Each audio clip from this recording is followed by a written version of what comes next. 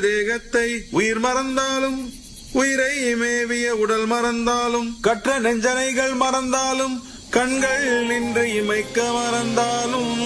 ஒரு குழந்தைய பெத்த தாய் என்ன மறந்தாலும் அவ பெத்த குழந்தைய மறக்க மாட்டா.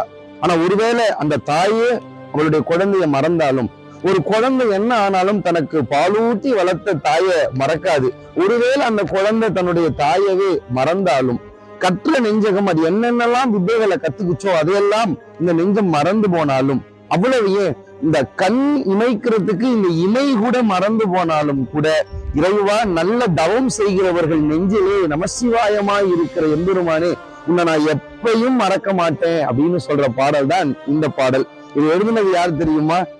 வயிற்றிலே எரியக்கூடிய பசி என்கிற நெருப்பை, அடுப்பின் நெருப்பை மூட்டி அணைத்த திருவருட்பிரகாச வள்ளல் பெருமான் எழுதிய பாடல் தான் இந்த பாடல்.